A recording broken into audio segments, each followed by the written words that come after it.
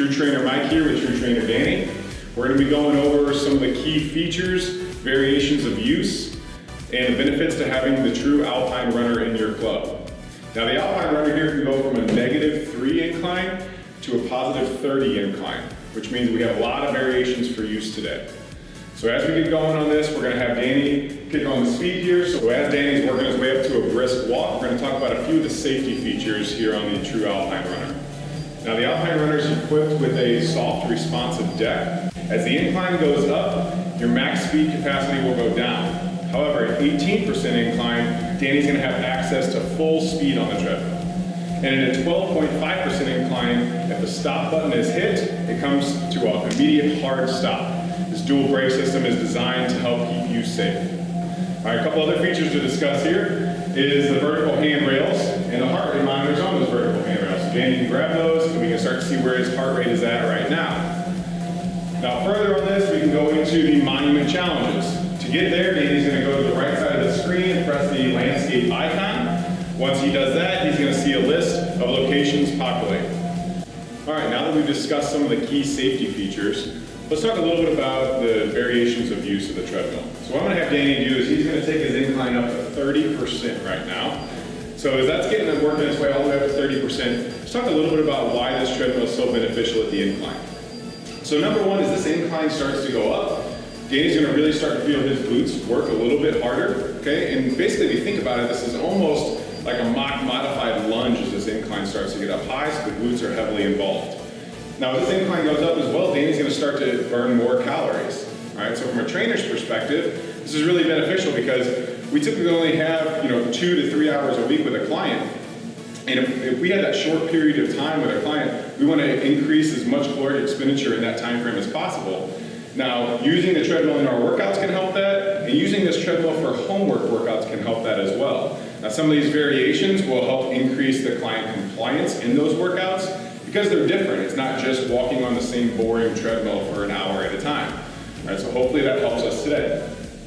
So now that Danny's up to his 30% incline here, you can see that stride and that glute involvement, right? So this is just one variation of use, is getting our incline up high. Of course, we can use our incline anywhere in between there as well. All right, so the next variation we're going to talk about here is an incline sprint. Now the incline walk Danny was just doing is very low impact. So as we get into this incline sprint, we're going to have a little bit more impact, but what's nice about the incline here still is that it causes a nice mid-foot landing on the sprint. So it's still going to remain relatively low impact, just not as much as walking. So Danny, we're going to go ahead and kick that up to 6 miles an hour for me. And Danny's going to work himself up to a nice run here. And our 6 mile an hour is capped here at the full 30% incline. So we're going to see what this full 6 mile an hour sprint is. And we're at a full 30% incline. So Danny's quads are on fire, his butt's on fire right now.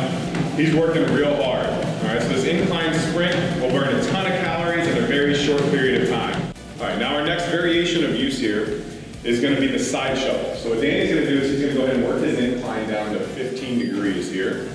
What Danny's going to do is he's going to face sideways, and he's going to use this rail here, put one hand on there to support his stride. And what you guys are going to see is Danny get that nice and low into an athletic stance here, and he's just kind of side shuffling, just hopping his feet back out side to side. All right. And what's nice about this is we start to involve again a little bit more muscle mass. Okay, we're in that squat, almost like half squat stance. We're getting the adductors, abductors involved again. All right, so this is a nice little variation of use. So Danny can face this direction. He could turn around. He could face the other direction as well.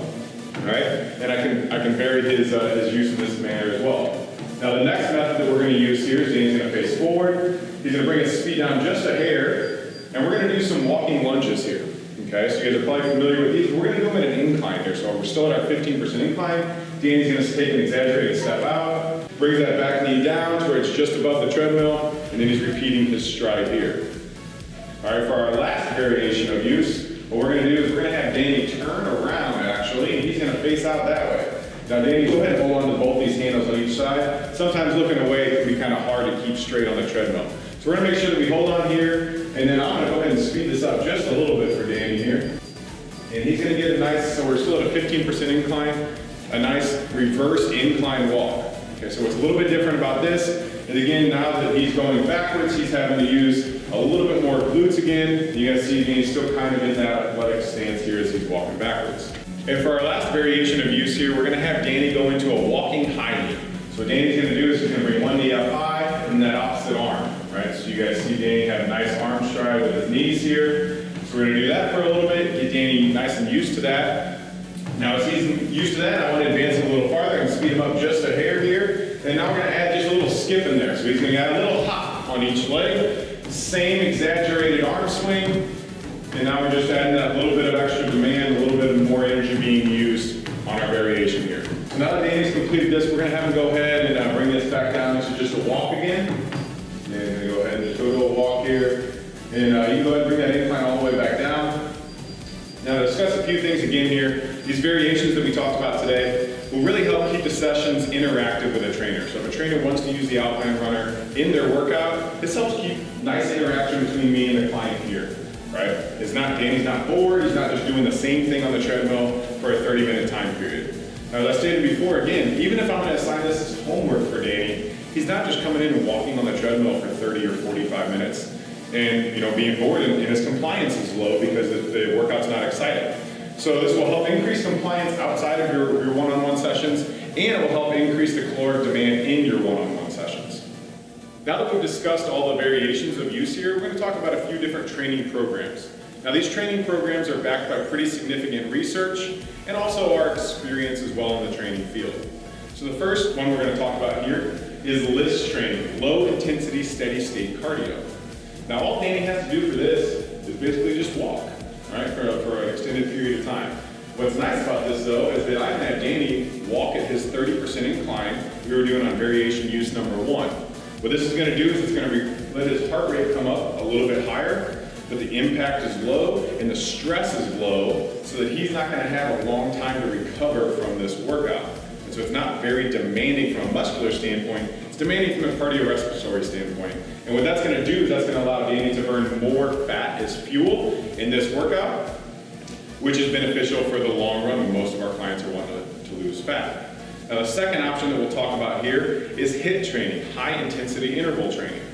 So what Danny can do now is we're actually going to have him work himself up to a quick sprint here. And we're only going to have him sprint for about 20 seconds, all right? And on this 20-second sprint, what Danny's doing is he's using a lot of muscle mass. He's requiring a lot of motor units to contract, which is causing a pretty stressful reaction, right? What's nice about this is that Danny's going to have to go real quick, but we only have to do it for about 20 seconds, all right? And that's the true meaning of high-intensity interval training is the high part. So really, we should be about 20 to 30 second on period, and then we should be following that with about a 90-second to 2-minute off period. So when Danny hits that, he's going to bring his speed back down to a walk. He will walk again for about 90 seconds to 2 minutes. And then after he's done with that 90-second to 2-minute walk, he'll increase his speed back up to his sprint again. Now repeating these sprint efforts will allow him to burn more calories in a shorter period of time. But what's nice about HIIT training is it also increases his EPOC, his excess post-exercise oxygen consumption. Now what this means is that 24 to 48 hours after this workout is complete, Danny is going to continue to burn calories. Whereas in LIST training, or low intensity steady state cardio, Danny's only going to continue to burn calories for about 20 minutes after that workout.